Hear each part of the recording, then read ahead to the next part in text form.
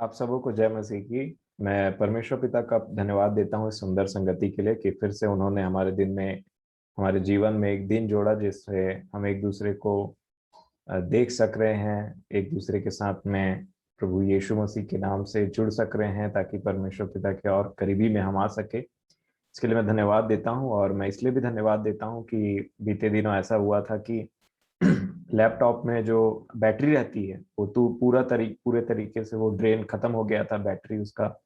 तो उसके लिए मैं थोड़ा सा डाउट में था कि कहीं ऐसा ना हो कि मैं मीटिंग में कुछ बोलते रहूं और कहीं लाइट चला जाए तो उसके बाद में फिर प्रॉब्लम हो जाएगा। तो मैं परमेश्वर पिता का धन्यवाद देता हूँ कि सारी बातों में उन्होंने मेरी सहायता की। और अभी ये जो इसका बैटरी है वो मिल नहीं रहा इतना इजीली, परंतु प्रभु ने दया किया कि बैटरी मिल सका और लैपटॉप फिर से ठीक हो गया। तो मैं परमेश्वर पिता का धन्यवाद देता हूँ इन सारी बातों में। एक वचन मैं आप लोग से निवेदन करूंगा कि वो वचन पाया जाता है भजन संहिता 39 और उसका 11।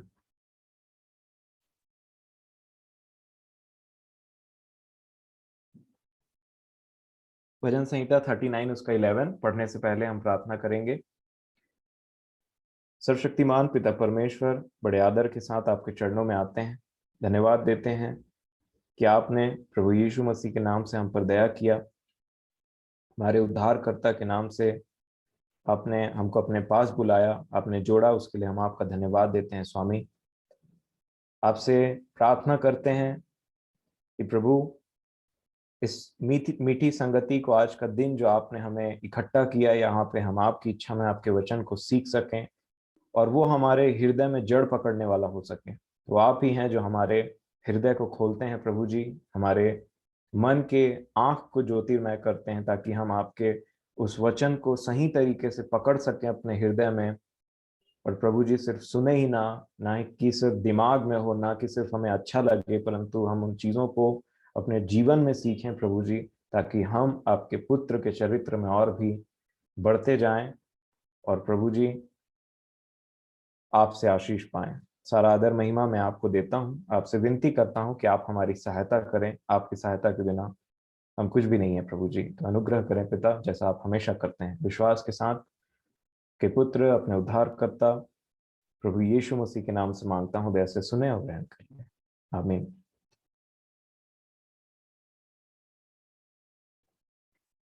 मैं प्रेयर के विषय में कुछ बात बोलना चाहूंगा, जो हमको, मैं समझता हूँ कि हमारे लिए बहुत आवश्यक है, क्योंकि प्रेयर एक ऐसा चीज है जो बहुत फ्रीक्वेंटली हम करते हैं, बहुत ज्यादा हम करते हैं, परंतु रिस्पॉन्स में बात अटक जाती है कभी कभी। और रिस्पॉन्स जो हमने पिछले दिनों भी प्रेयर के विषय में हमने बहुत सारी बातों को देखा है।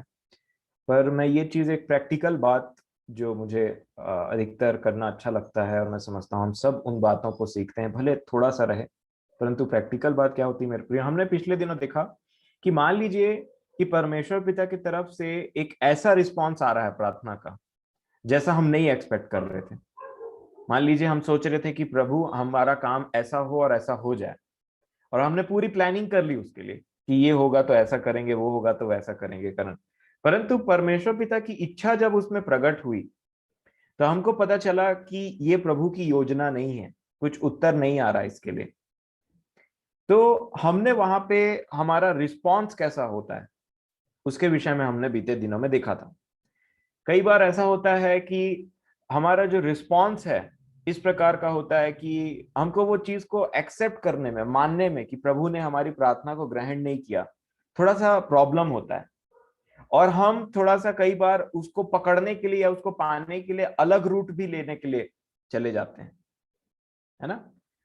तो जैसे मान लीजिए, मैं आपको एक एग्जांपल बताता हूं, आपने इसको सुना होगा। नाबोत नाम का एक व्यक्ति था, अहाब जिसकी बाड़ी के पीछे में थोड़ा सा दीवाना हो गया था। उसकी बाड़ी उसको बहुत अच्छी लगी, और अहाब ने बोला कि ये जो नाबोत है, इसकी बाड़ी मेरे को चाहिए। परंतु नाबोत उसको देने के लिए रेडी नहीं था, तो अहाब ने एक दूसरा रास्ता अपनाया। इसी बात को समझते हुए मेरे प्रिय, हमको समझना है कि जो चीज परमेश्वर पिता की इच्छा हमारे जीवन के लिए नहीं है, और उसका आंसर हमको अगर ना मिल रहा है, तो उसको एक्सेप्ट करना है। सबसे पहली बात होती है एक्सेप्ट करते हैं जब हम कि हमारे प्रार्थना का उत्तर प्रभु इस तरीके से दे रहे हैं, तो तब हम एक सही और सच्चे मसीही बनते हैं और तब हम एक स्ट्रांग मसीही कहलाते हैं। हम उस मतलब बालक के समान नहीं है, समझ लीजिए कि जिस बालक को कुछ मिला नहीं उसने अपने पिता को फिर उल्टा सीधा बोलना स्टार्ट कर दिया या रोना गाना स्टार्ट कर दिया, ऐसा वैसा। परंतु जब वो धीरे धीरे मैच्योर मसीह में बनते जाता है तो उसको समझ में आता है कि परमेश्वर पिता की इच्छा क्या है और क्या नहीं है। तो पहला तो ये होता है कि एक्सेप्ट करना कि जो हमारे लिए आया कि हाँ ये है। दूसरा, उसके लिए रिस्पॉन्ड करना। जैसे पौलुस को कहा गया कि मेरा अनुग्रह तेरे लिए काफी है और मेरी सामर्थ निर्बलता में सिद्ध होती। ये बात जब पौलुस ने सुना, ये उनके प्रार्थना का रिस्पांस था। वो बार बार प्रार्थना कर रहे थे कि प्रभु मेरे यहाँ पे तकलीफ है, मुझे इस चीज से बचाएं करके। और जब उनका उत्तर, प्रभु यीशु मसीह का उत्तर सुना, तो सबसे पहली बात यहाँ दो चीज हुआ मेरे हिसाब से जो मैंने सीखा इससे। पहला, पौलुस ने उसको उस रिस्पांस को सुना और सुनने के बाद में उसको एक्सेप्ट किया कि ठीक है, अब ये जो बीमारी है ना, इसके साथ मेरे को जीना है। यही प्रभु यीशु मसीह का रिस्पांस है। और जब उनको वो रिस्पांस मिला, तब उसके बाद में उनका जो रिस्पांस था वो क्या हुआ। एक तो जो उत्तर मिला प्रभु से कि मेरी सामर्थ जो है निर्बलता में सिद्ध होती है, मतलब तुमको ये बीमारी के साथ में रहना है। अगर कोई प्रभु का जन आपको बोल दे कि ये बीमारी आपके लिए है और आपको इसके साथ रहना है, तो आप बोलोगे ये कैसा व्यक्ति है ना, ये कैसा व्यक्ति, मैं इसको प्रार्थना करने के लिए बोल रहा हूं और ये व्यक्ति मेरे को बोलता है कि आपको ये इसके साथ में रहना है। हम सब ऑप्टिमिस्टिक रहते हैं, हम सब आशावादी रहते हैं कि ऐसा मतलब ये इस चीज में हमको एक अच्छा उत्तर मिलेगा ये हमारे लिए, या फिर ये चीज हो जाएगा। परंतु जब उसका अपोजिट दिखाई पड़ता है, यही कुछ इजरायली लोग के साथ हुआ था मैं समझता हूं। जब इजरायली लोग निकल रहे थे मिस्र देश से, तो उनको बिलीव नहीं हुआ कि परमेश्वर पिता हमारे साथ है और हमें मांस खाने के लिए नहीं मिल रहा है। उन्होंने मांस मांगा और मांस मांगते मांगते इतना मांग डाला कि जिद्दी बन गए उस चीज के लिए, और इतना जिद्दी बन गए कि परमेश्वर पिता के अगेंस्ट में कुड़कुड़ाने लग गए। हमें कभी भी ऐसा नहीं होना चाहिए, मैं समझता हूं। हमें ज्यादा प्लानिंग्स नहीं बनाने चाहिए अपने लाइफ के लिए, मैं ऐसा समझता हूं। क्योंकि जब हम प्लान बनाते हैं तब उसमें हम अटैच हो जाते हैं, और जब हम प्लान बना करके उसमें अटैच हो जाते हैं और बाद में पता चलता है कि वैसा हमारे लाइफ में नहीं होने वाला है, तो हमको बहुत ज्यादा तकलीफ होती है। और तब हम इवन प्रभु भी हमसे अपने वचन के द्वारा कुछ बात बोलना चाहते हैं ना। मान लीजिए आपने कुछ प्लान बनाया, मान लीजिए मैंने प्लान बनाया कि मैं यहाँ इस पर्टिकुलर जगह जा करके पढ़ाई, मान लीजिए रूनी ने प्लान बनाया ये अब मैं जा करके बैंगलोर में मेरी हायर स्टडीज को करूंगा, ठीक है। अब वो प्लान बनाया, उसके बाद में पूरा सर्च कर रहा है वो कॉलेज को कि बैंगलोर में ये अब एक उसमें से उसको पसंद आ गया। अब उसको पूरा सर्च करके पूरा वो सब करके उसमें देख रहा है कि हाँ ठीक है, ये कॉलेज मेरा मेन गेट ऐसा रहेगा, उसके बाद में ये वैसा रहेगा, वो ऐसा रहेगा। और बाद में पता चला, और सब चीज पूरा सपना अपना देख लिया है उसका कि वहां जाना है, वहां पढ़ाई करना है और मेरा ऐसे ऐसे होगा करके, है ना, इडली डोसा खाऊंगा मैं बैंगलोर जा करके, सब उसने अपना दिमाग में बैठा लिया है ना। अब पता चलता है कि आंसर आता है कि नहीं, तुम्हारे प्लान नहीं, परंतु प्रभु का प्लान ये है कि रूनी छत्तीसगढ़ में रह करके पढ़ाई करे, है ना। तो सपना क्या क्या दिखा था। कई लोगों के साथ ऐसी शादी के केस में होता है, सपना देखे रहते हैं हीरो हीरोइन का, और रियल लाइफ में मिल जाता है कोई नॉर्मल सा इंसान, तो उनको पछता नहीं है। मैं आपको सच बता रहा हूं। देखिए, पढ़िएगा कि मेरा स्क्रीन में क्या लिखा है।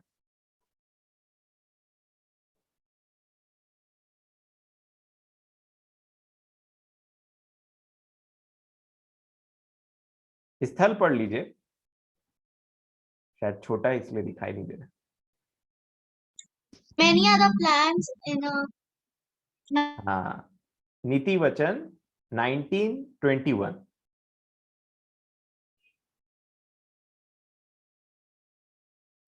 ऐसा है कि मनुष्य के मन में बहुत सारे प्लान होते हैं, मनुष्य के मन में बहुत सारे, मनुष्य की कल्पनाएं बहुत ज्यादा होती हैं, आजकल और ज्यादा होता है।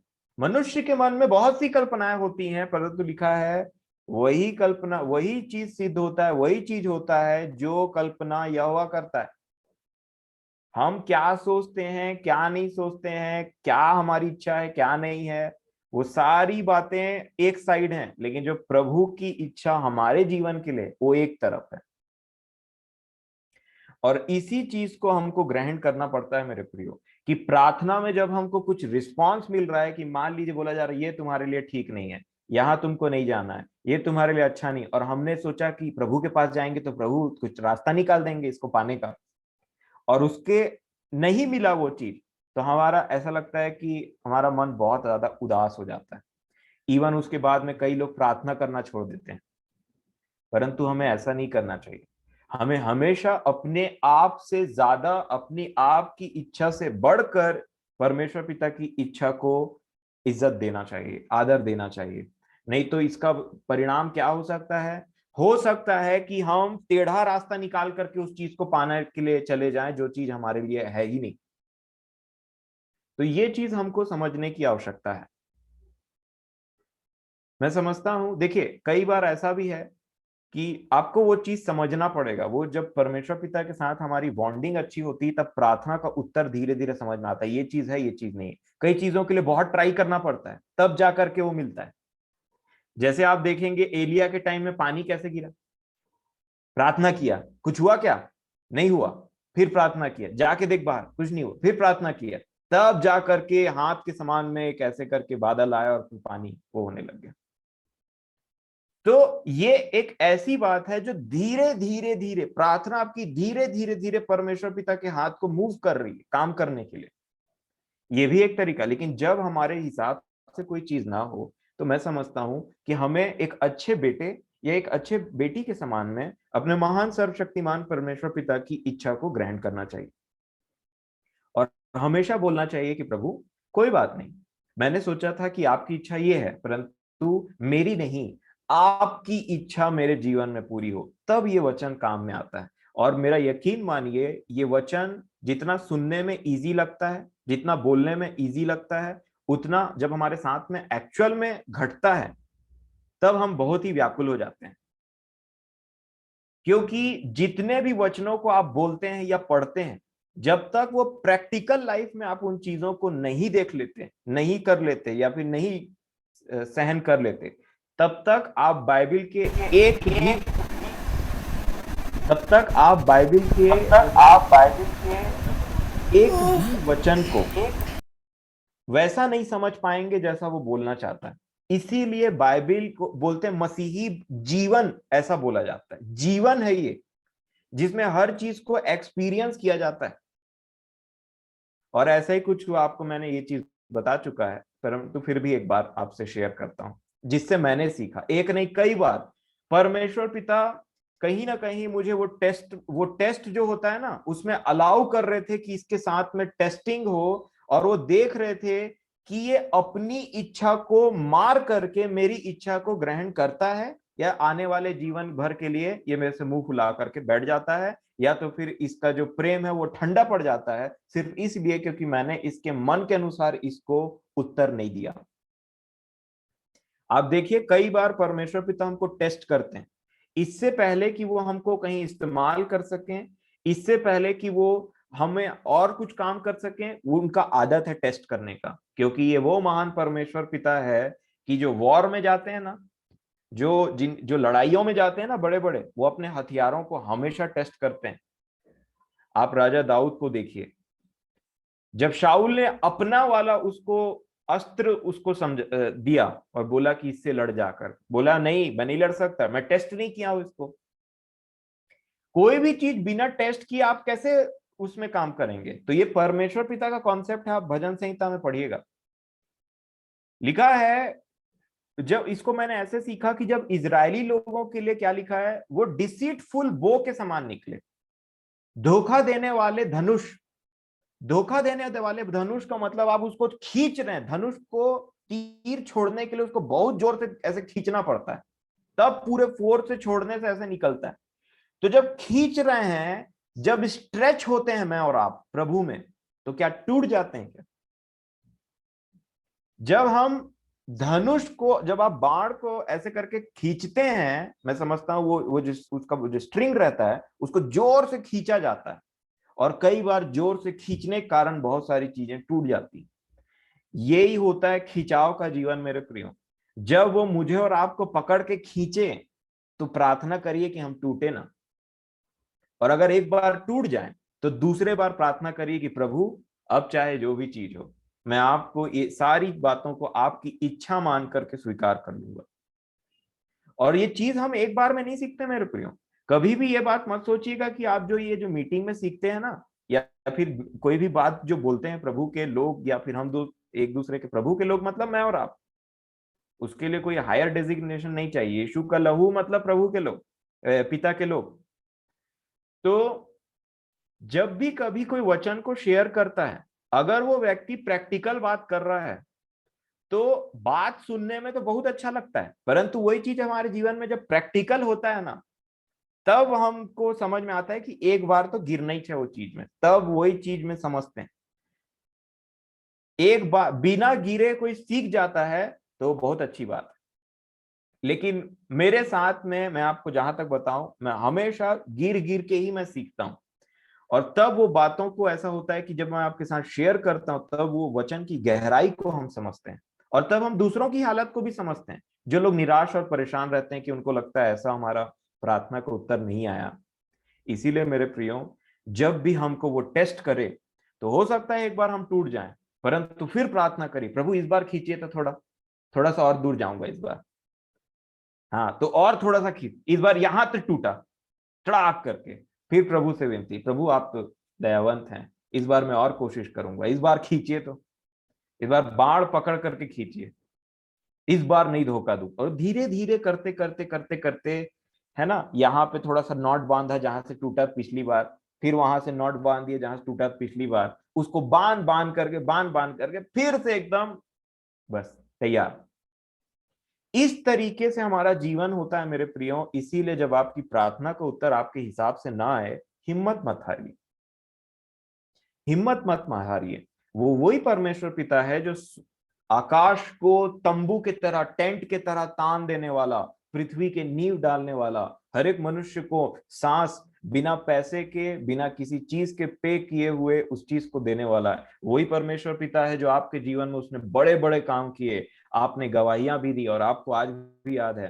परंतु एक प्रार्थना के उत्तर नहीं आने से, या दो या तीन या चार के प्रार्थना उत्तर नहीं आने से, ये मत समझिए कि आपके परमेश्वर या मेरे परमेश्वर पिता बदल गए। ऐसा होता है, कई बार हम निराश और उदास हो जाते हैं, परंतु धीरज धरिए, ढाढ़स बांधिए। परमेश्वर पिता हमारे संग और साथ है अपने पुत्र के द्वारा, और हमेशा अपने वचन के अनुसार आपको उत्तर मिलेगा। हो सकता है, एक एक गीत है डॉन मोएन का, बहुत अच्छे सिंगर हैं वो, उन्होंने एक गाना लिखा हुआ है, God will make a way, है ना। उन गाने के बोल ऐसे हैं कि God will make a way when there seems to be no way. जब कभी कोई रास्ता नहीं दिखाई देता है, वहां पे भी परमेश्वर पिता रास्ता दिखाते हैं, निकालते हैं। जैसे इजरायली लोग के साथ में जो हम देखते हैं, वो तो एक थियोटिकल बात है जो हमने पढ़ा है, परंतु आप अपने जीवन को ध्यान से देखिए। आपने सोचा ऐसे होगा, परंतु वैसे हो गया। आपको लग रहा था ये ऐसे, ये मदद कर देगा, वो कर देगा, ये एक व्यक्ति खड़ा होगा, इसमें मैं भरोसा करता हूं, ये वो काम को करवा देगा, या ये वो काम को करवा देगी, परंतु कोई काम ही नहीं आया। और फिर प्रभु ने अपना एक रास्ता निकाला। आपने बोला, आप फिर उससे पूछोगे फिर गवाही कैसे होती है, पता नहीं कौन था भैया बीच में आ गया, मैं तो नाम भी नहीं जानता उसको, देखा भी नहीं था पहले। ऐसा भी होता है, क्योंकि वो व्यक्ति प्रभु का ठहराया हुआ एक जन है, या उसके मन में प्रभु ने उसको डाला, तो वो हमारे उस काम को कर देगा। खत्म हो गई बात। अपने जीवन में कभी भी हमको, जैसा आज दादा ने बहुत अच्छा बात बोला, कि जब यहां से जाना ही है तो यहाँ की चीजों में मोह माया काहे लगाना। क्योंकि कई बार प्रार्थना नहीं आने का समस्या, प्रार्थना का उत्तर वैसा नहीं आता है, या फिर हम मांगते ही कुछ उटपटांग चीज है, तो फिर गड़बड़ हो जाता है, और उसके लिए हम सोचते हैं कि प्रभु ने इसका उत्तर क्यों नहीं दिया। अपने आप को चेक करने के बजाय हम वापस से उंगली उठा देते हैं कि प्रभु ने इसका उत्तर क्यों नहीं दिया। प्रभु चाहते हैं कि हम आत्मिक बने, संसारिक नहीं, और इसीलिए हमको वो रास्ते पे लेकर के जाते हैं, परंतु हमारा कहीं ना कहीं अटैचमेंट रहता है, तो प्रभु बोलते हैं इसको काटना पड़ेगा। जैसे बच्चा पैदा होता है तो उसका जो कॉर्ड रहता है उसको माँ से काटना पड़ता है, तभी अटैचमेंट दूर होता है। वो अम्बिलिकल कॉर्ड रहता है ना, उसको काटना पड़ता है, नहीं तो बच्चे को माँ दिन भर लटका कर ऐसे पाइपलाइन टाइप कर नहीं घूम सकती है ना, उसको काटना पड़ता है। तो वैसे ही हमारे अटैचमेंट्स में प्रभु जब कैंची चलाते हैं ना, तो तकलीफ होता है थोड़ा, परंतु उससे हम बढ़ेंगे, मैच्योर होंगे, गिरेंगे। माँ के पेट में कोई गिरता नहीं है, परंतु जैसे ही अम्बिलिकल कॉर्ड कटता है उसके बाद उसको चलने के लिए दिया जाता है, तो कभी इधर तो कभी उधर, कभी मुंडी दीवार में टकरा जाता है, तो कभी बेड में, तो फिर तकिया भी रखा जाता है उस बच्चे के लिए। लेकिन धीरे धीरे धीरे धीरे करके वो सीख जाता है, अब दौड़ रहा है। तो इस बात को हमको समझना है मेरे प्रियो, कभी भी आपके प्रार्थना का उत्तर आपके या मेरे मन के अनुसार ना आए, तो उस तकलीफ में एक बात याद रखिएगा कि हमारा परमेश्वर पिता हमारे साथ है। वो दुष्ट ही है जो कभी कभी डाउट को क्रिएट करने की कोशिश करता है कि ऐसा तो नहीं हुआ, और इसलिए हम थोड़े मुरझा जाते हैं, हम थोड़े से हमारा मन निराश हो जाता है, ऐसा नहीं हुआ, हम सोचे थे। परंतु जब पौलुस को बोला गया कि मेरी सामर्थ निर्बलता में सिद्ध होती, तो लिखा है वो आनंदित हो गया वो व्यक्ति। बड़ा गजब चीज थे पौलुस, इतना आसान नहीं है उनको समझ पाना और उनके कामों को जो वो किया करते थे, क्योंकि वो एक सच्चे मसीही थे। मैं आज भी सोचता हूं कि वो जेल खाने में कैसे वो लोग स्तुति कर रहे थे, क्योंकि उनके जो जेल खाने होते थे उसमें बहुत गंदी बदबू आती। रोमियो का जेल खाना जो रहता है वो बहुत बेकार होता है, चूहा उहा सब इधर उधर होते रहता है, उन सब के बीच में पैर भी ठोकाया हुआ है, कोड़ा पड़ा है पीछे, उसमें गीत गा रहे हैं, है ना, गीत गा रहे हैं, बोलने से प्रेस कर रहे थे। एक गीत ऐसा होता है जिसमें लिखा है कि ऐसा गीत होता है ना जिसमें दुख जाहिर किया जाता है, परंतु लिखा है ये लोग प्रेस कर रहे थे। मैं वही चीज को उसके पीछे मैं बोल रहा हूं कि प्रभु मेरे को भी ये जीवन चाहिए। मैं जानता हूं मैं बहुत दूर हूं, परंतु मेरे को ना ये जीवन चाहिए जो मैं पढ़ता हूं ना, इसको मैं अपने जीवन में देखना चाहता हूं, और आप ही अनुग्रह कर सकते हैं उस चीज के लिए। और मेरे प्रियो, वो व्यक्ति लिखा है बोलता है मैं अपने अपने निर्बलता में अब मैं आनंद आनंद करूंगा, बोलता है।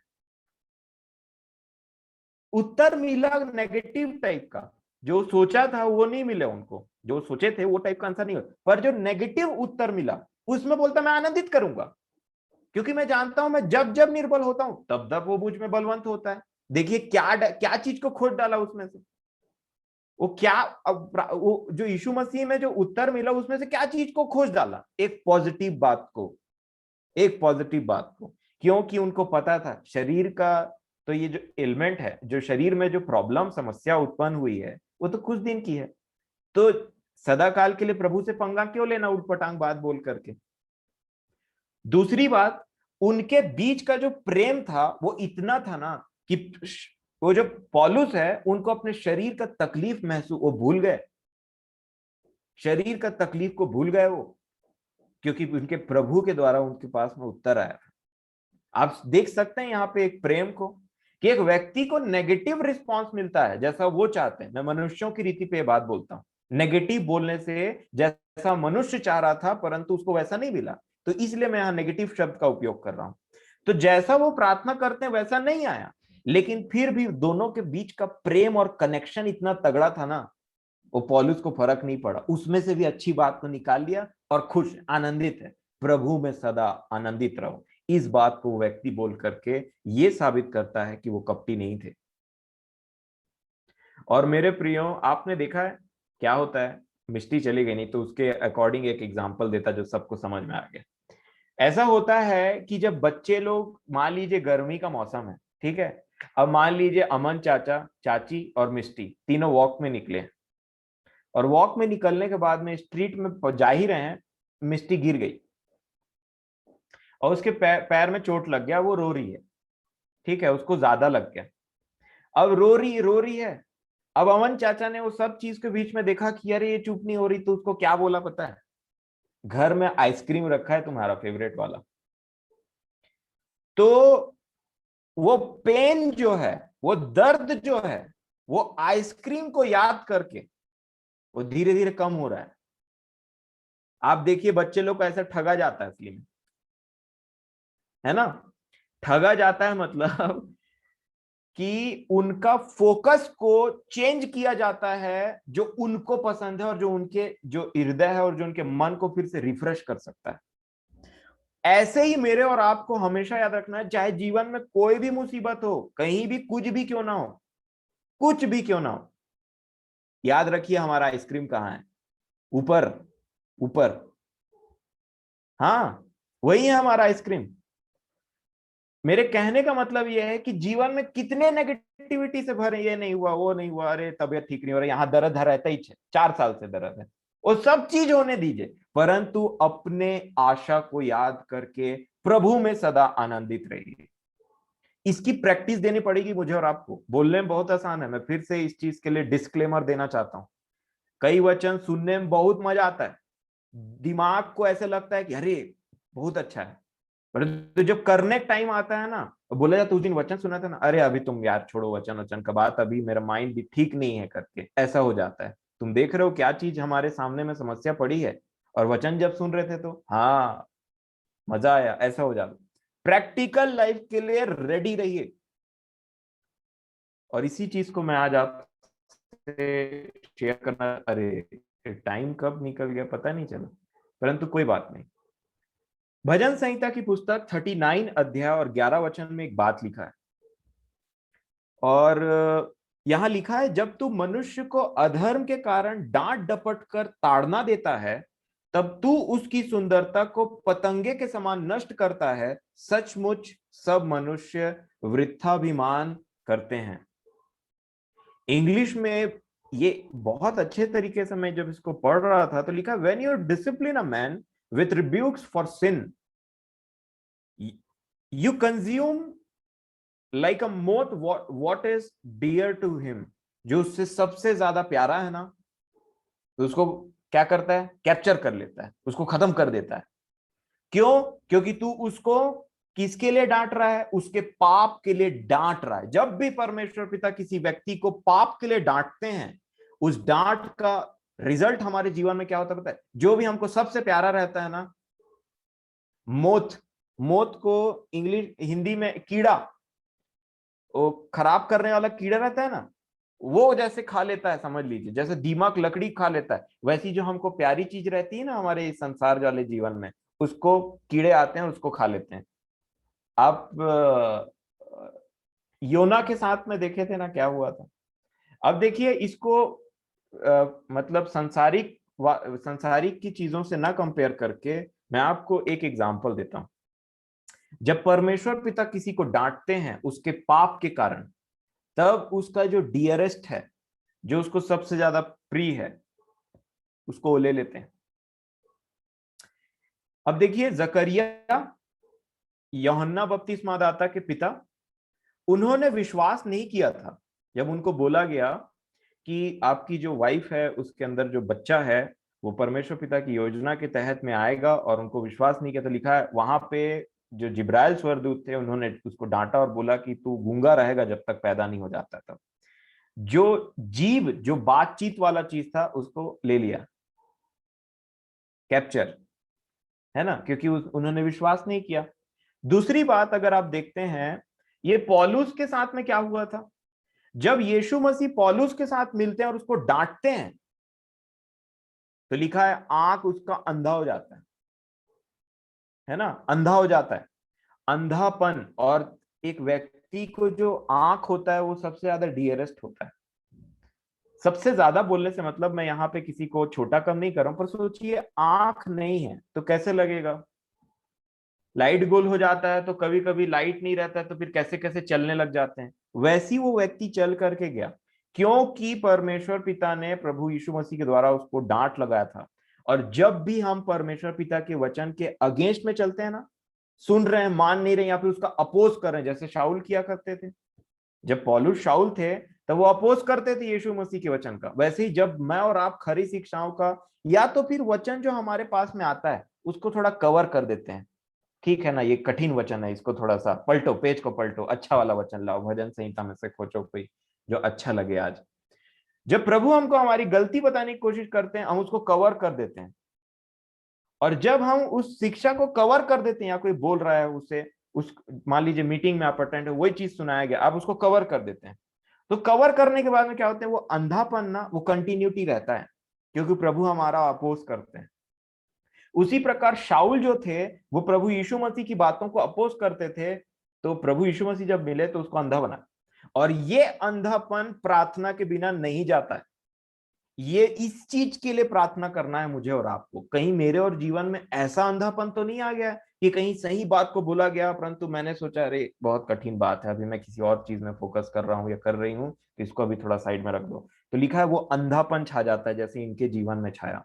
प्रभु यीशु मसीह मिले और ये अंधे बन गए। परंतु ये अंधापन कब गया, जब ये व्यक्ति गिड़गिड़ा करके प्रार्थना करने लगा, उपवास की प्रार्थना करने लगा, तब इसका जो आंख का छिलका है, प्रभु ने एक व्यक्ति को भेजा इनके पास में, और वो व्यक्ति अनन्या इनके पास में गए और उनके प्रार्थना किए और उनके आंख से छिलका निकला।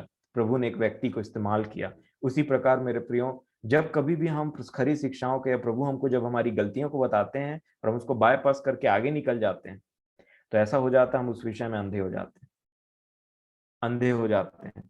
मैं आपको सच बोलता हूँ।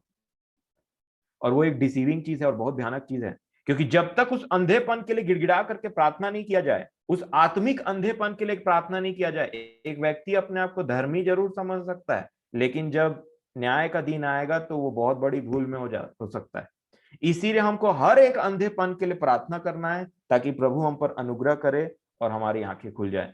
इसी चीज को समझने के लिए एक बात और बोलूंगा, आप पूरा बात पढ़ लीजिएगा। एक इलिमास टोन्हा नाम का व्यक्ति था, जो प्रभु यीशु मसीह के कार्यों में बाधा डालता था। ये प्रेरितों के काम 13 अध्याय में इसका वर्णन है। मैं प्रेरितों के काम 13 अध्याय और 8 वचन को पढ़ूंगा, आपके सामने लिखा है, परंतु इलिमास टोन्हे ने, क्योंकि यही उसके नाम का अर्थ था, नाम का अर्थ है टोन्हा, इलिमास टोन्हे ने क्या लिखा है, जो बुद्धिमान पुरुष था। देखिए कैसी बात लिखी है इसके लिए, बुद्धिमान पुरुष था, उसने बरनबास और शाऊल को अपने पास बुलाकर परमेश्वर का वचन सुनना चाहा। ये सॉरी 8 वचन लिखा, परंतु इलिमास टोन्हे ने, क्योंकि यही उसके नाम का अर्थ था, उनका विरोध किया। एक व्यक्ति वहां पे हाकिम था, वो वचन को सुनना चाह रहा है कि पौलुस और बरनबास क्या बोलना चाह रहे हैं प्रभु यीशु मसीह के लिए, ठीक है। अब वो वचन को पौलुस और बरनबास सुनाने की कोशिश कर रहे हैं, अब एक व्यक्ति बाधा डाल रहा है। यहाँ पे 8वें वचन को देखिए, लिखा है, परंतु इलिमास टोन्हे ने, क्योंकि यही उसके नाम का अर्थ है, उनका विरोध करके हाकिम को, अब देखिए, बीच में आने की कोशिश कर रहा है। कुछ समय पहले पौलुस शाऊल, जो वही पौलुस जो शाऊल कहलाते थे पहले, वो भी प्रभु यीशु मसीह और उनके लोगों के बीच में आकर के इनको क्या करने की, अलग करने की कोशिश कर रहे थे सतावट के द्वारा। अब ये व्यक्ति सेम वो शाऊल के समान काम कर रहा है। देखिए क्या लिखा है 8 वचन, परंतु इलिमास टोन्हे ने, क्योंकि यही उसके नाम का अर्थ है, उनका विरोध करके हाकिम को विश्वास करने से रोकना चाहा। तब शाऊल ने, जिसका नाम पौलुस भी है, पवित्र आत्मा से परिपूर्ण हो, उसकी ओर टकटकी लगाकर देखा और कहा, हे सारे कपट और सब चतुराई से भरे हुए शैतान की संतान, सकल धर्म के बैरी, क्या तू प्रभु के सीधे मार्गों को टेढ़ा करना न छोड़ेगा? अब देख, प्रभु का हाथ तुझ पर लगा है और तू कुछ समय तक अंधा रहेगा और सूर्य को ना देखेगा। सेम चीज जो पौलुस के साथ में घटित हुआ था कुछ टाइम पहले, उन्होंने, पवित्र आत्मा ने अब पौलुस के थ्रू किसी और व्यक्ति के लिए ऐसा कहा।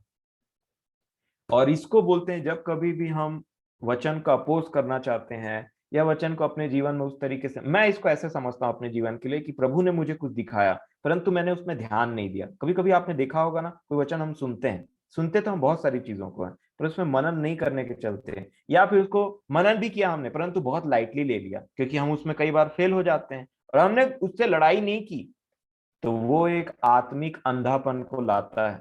और सदा काल के लिए हम उसके दासत्व में फंसे रहते हैं, और उस एरिया में बहुत बड़ा अंधकार छाया रहता है हमारे जीवन में। और उसके लिए प्रार्थना और उपवास करने की जरूरत है, ताकि हम उस अंधकार में, उस अंधेपन में ना पाए जाएं।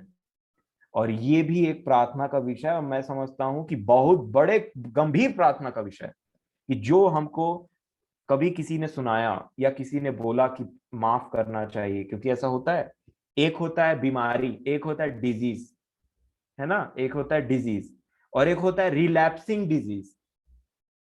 रिलैप्सिंग मतलब वापस आ जाता है। आपने देखा है ना, कोई यहाँ पे मान लीजिए आपको कुछ दर्द है या फिर शरीर में कहीं भी दर्द है, आप बोलते हैं अब ठीक लग रहा है, 2 दिन बाद वापस आ जाता है ना, 2 दिन बाद वापस आ जाता है। उसको बोलते हैं रिलैप्सिंग डिजीज, वापस से आ जाना उस पर्टिकुलर बीमारी का। तो ऐसे लगता है कि ये बड़ा मुसीबत है, अब और बड़ा बनकर क्या है। तो कई बार हम जीवन में चलते हैं, और जैसे पूनम बहन ने एक बात कहा, चौकसी करने का जीवन, मेंटेनेंस वाला जीवन। कितनों महंगी गाड़ी दे दी जाए एक व्यक्ति को, लेकिन अगर वो उसका मेंटेनेंस करना नहीं जानता है तो उसको कबाड़ बना के रख देगा। उसी प्रकार प्रभु का अनमोल वचन मेरे और आपके पास पहुंचे, अगर हम उसका आदर उस तरीके से नहीं करते हैं, तो समझ लीजिए हम बहुत बहुत बहुत ज्यादा अमीर इंसान की बिगड़ी हुई औलाद है, और कुछ नहीं। जो हमको सब चीजों को प्रोवाइड करता है और देता है, लेकिन हम उसको ऐसा ले लेते हैं, ग्रांट में ले लेते हैं। आपने देखा है कि मान लीजिए, मैं एग्जाम, अभी रूनी मेरे को दिखाई दे रहा है तो मैं उसी का एग्जांपल, रूनी है मान लीजिए, ठीक है। अब बुआ और रूनी रहते हैं, बुआ नहीं दिखाई दे रही है, मैं आशा करता हूँ वहीं बगल में ही होंगी। तो मान लीजिए रूनी है, और रूनी के साथ में बुआ को रहने का बहुत टाइम से आदत हो गया है। अब समय तो आ रहा है कि वो अपने हायर स्टडीज के लिए जाए। तो जिस दिन वो जाएगा, तो उसके बाद में बुआ का हालत खराब होगा, अगर दूर जा करके पढ़ाई करेगा। क्योंकि जब तक वो था, तो कहीं ना कुछ चीजें, दोनों का हालत खराब होगा। ऐसा नहीं है, एक को घर का याद आएगा, एक को बेटे का याद आएगा। तो जब ये चीजें होंगी तब समझ में आएगा, अरे ये तो मैं जितना सोचता था उससे ज्यादा इंपॉर्टेंट निकला। क्योंकि जब कोई चीज हमसे दूर हो जाती, जब किसी चीज की कमी हटता है ना, वो चीज हमारे जीवन से ले ली जाती, कई बार हमको इंपॉर्टेंस तब पता चलता है उसका। उसी प्रकार मेरे प्रियो, अब समय हो गया है, मेरी बात भी कंप्लीट हो गई प्रभु की दया से। बट मैं आपको एक चीज बताना चाहूंगा, ये जो आत्मिक अंधापन है ना, जिसके विषय में कई बार हमको हमको ना हमको पता ही नहीं चलता कि हमारे अंदर में ये प्रॉब्लम है। उसके लिए भी प्रभु के कोई अच्छे दास को बुला करके समझना पड़ता है। डॉक्टर के समान वो चेक करता है, वचन के द्वारा कुछ बोलता है, तब लगता है हाँ ऐसा है। और यही बात होती है कि जब हम उन चीजों के विषय में उतना सीरियस नहीं रहते हैं, या सुना, आमीन बोल दिया, ग्रहण कर लिया, और 1-2 दिन के लिए डिसीजन ले लिया, परंतु वो ज्यादा देर तक नहीं चल पाता है। उन सब चीजों के विषय में जो आत्मिक अंधापन हमारे जीवन में जिन जिन क्षेत्रों में पाया जाता है, उसके लिए हमको प्रार्थना करने की जरूरत है। हमको हम ज्यादा प्लान मत बनाइए, किसी भी बात की चिंता मत करिए। मैं जानता हूं ऐसे नहीं होगा, परंतु प्रैक्टिस से ये हो जाए। प्रभु की इच्छा में रहें, जो भी उत्तर आता है उसको ग्रहण करें, और याद रखें कि स्वर्गीय पिता ने हमारे लिए स्वर्ग में कुछ रखा है, वहीं फोकस्ड रहना है हमको। गिरिए उठिए, सब चीज करिए, परंतु रुकिए मत, रुकिए मत। प्रभु हम सब के साथ हो, हम पर दया करें, और हम इन सब चीजों को भी ध्यान दें कि कई बार हम जैसा सोचते हैं वैसा उत्तर नहीं आता। कई बार नहीं, अधिकतर हम रोते हैं, हम गिड़गिड़ाते हैं, हम चिड़चिड़ाते हैं और बोलते हैं ऐसा नहीं हुआ, परंतु धीरे धीरे जब समय पार होता है, तो हम ही बोलते हैं कि अच्छा हुआ, ऐसे ही हुआ। और तब हम जानते हैं कि हमारी सोच से हजार, और भी हम जो नंबर नहीं बोल सकते, उतना ज्यादा गुना परमेश्वर पिता की प्लानिंग रहती है, और दैट इज द बेस्ट। और इसीलिए हम सारी बातों में प्रभु को धन्यवाद करें, और याद रखें कि जब हमसे कोई गड़बड़ी होती है, तो जब ऐसा नहीं है कि प्रभु की डांट को छोटी बात मत जानना, वो ऐसा वैसा बात नहीं है। अभी मैंने आपको पढ़वाया, जो भी डियरेस्ट है आपके पास, जो भी डियरेस्ट है हमारे पास में, जिससे हमने ज्यादा पकड़ करके रखा है जिसको, उस चीज को अटैक हो जाता है। इसका मतलब वो डांट पड़ रहा है वो पाप के लिए और उससे छूटना है। तो प्रभु को सारी बातों के लिए महिमा मिले। मैं परमेश्वर पिता का प्रभु यीशु मसीह के नाम से धन्यवाद देता हूं कि उन्होंने हमारी सहायता की इन सब बातों को समझने के लिए। और मैं समझता हूं कि आपने आज जरूर कुछ ऐसा पाया होगा जो प्रभु ने आपके हृदय में डाला कि कैसे प्रार्थना के रिस्पॉन्स को हमको लेना है। दूसरी बात, उन आत्मिक अंधापन के क्षेत्रों में जो हमारे जीवन में पाए जाते हैं उनको बड़े गंभीरता से पकड़ना है। एक वचन मैं आपको पढ़ने और होमवर्क देने के लिए बोलूंगा। होमवर्क देने के लिए मैं चाहता हूं इस चीज को। होमवर्क मतलब कि हम सब मिल करके इन बातों को समझें अच्छे से। एक बात लिखी हुई है, अगर आप इब्रानियों की पुस्तक, मैं आपसे विनती करूंगा कि आप इंग्लिश के अगर पढ़ने वाले हैं तो इंग्लिश में जरूर पढ़िएगा इस वचन को। इब्रानियों की पुस्तक और 12 अध्याय और 1 वचन, मैं इसमें ध्यान दे रहा था। इब्रानियों की पुस्तक 12 अध्याय और 1 वचन में लिखा है, इस कारण जबकि गवाहों का ऐसा बड़ा बादल हमको घिरे हुए है, तो आओ हर एक रोकने वाली वस्तु और उलझाने वाले पाप को दूर करके वह दौड़ जिसमें हमें दौड़ना है धीरज से दौड़ें। उलझाने वाले पाप, ये है मेरा ये है मेरा कॉन्सेप्ट जो मैं आपको देना चाहता हूं आपकी स्टडी के लिए। इंग्लिश में लिखा है क्लिंग्स, लिखा है sin which clings so closely। Clings मतलब होता है, मैंने ये शब्द को बहुत जगह पाया है, क्लिंग हो जाना उसमें। रूथ, जब नाओमी बोलती तुम दोनों चले जाओ, लिखा है रूथ जो है वो नाओमी को पकड़ लेती है और क्लिंज हो जाती है, उसके ऊपर में लटक जाती है, ऐसा लिखा है। जब यूहन्ना और पतरस किसी चीज, मतलब वो व्यक्ति रहता है ना जो लंगड़ा रहता है बचपन से, उसको ठीक करते हैं तो वो उनके ऊपर लटक जाता है, क्लिंग हो जाता है, पकड़ लेता है उसको, उसका सहारा बन जाता है एकदम से। और ये जो वर्ड है इसमें ध्यान देने की जरूरत है कि किस पाप ने हमको पकड़ा हुआ है ऐसे करके। जैसे रूथ अब नाओमी को पकड़ ली थी और जाने, नाओमी बोलती जाओ तुम, तो लिखा है रूथ क्लिंग्स टू नाओमी। मैं इसको पढ़ रहा था, ये वर्ड मुझे बहुत ज्यादा मतलब सोचने में मजबूर कर दिया मेरे प्रियो। मैं आज मैं आपको इस चीज को शेयर करता हूं कि आप अपने अपने जीवन में देखें कि कौन से पाप ने आपको ऐसे करके पकड़ा हुआ है। जैसे लंगड़ा ठीक हुआ था तो इतना खुश हो गया कि यूहन्ना और पतरस को छोड़ ही नहीं, एकदम ऐसे पोटार करके पकड़ा हुआ है। वैसी कुछ पाप हैं जो छोड़ नहीं रहे और ऐसे करके पकड़े हुए हैं, बहुत जोरदार गले मिलाए हुए हैं, जोक टाइप का। और उसी को हमको समझना है, इसी को बोल रहे हैं गवाहों का ऐसा बड़ा बादल है कि जो पाप हमको उलझाने वाला, हिंदी में थोड़ा सा वो है, फिर भी उसको हम समझ सकते हैं, लेकिन उसको ऐसा पाप जो एकदम से ऐसे करके पकड़ लिया है। आप देखिएगा सेम वर्ड लिखा है नाओमी रूथ के टाइम में और कई जगह पे भी है। मैं पिछले दिनों ध्यान देख रहा था। बट दो चीज मैं आपको बोलना चाहूंगा, जब पतरस और यूहन्ना ने उसको ठीक किया ना, ऐसे लिखा है वो क्लिंग हो गया। और जब नाओमी बोलती तुम जाओ तो रूथ क्लिंग हो गई, पकड़ लिया उसको, लटक गई उसके ऊपर में। और समझ लीजिए कोई किसी को पकड़ लेता है तो उसको छुड़ाने के लिए कितना टाइम लगता है ना।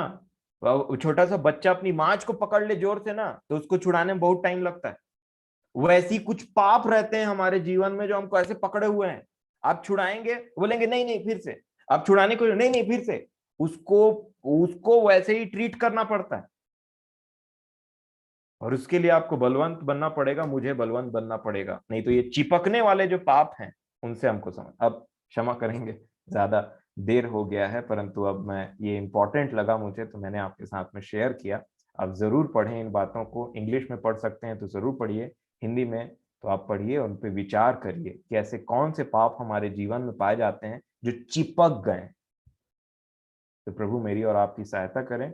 और पिता परमेश्वर का मैं प्रभु यीशु मसीह के नाम से फिर से एक बार धन्यवाद देता हूं कि उन्होंने हमारी सहायता की। आमीन।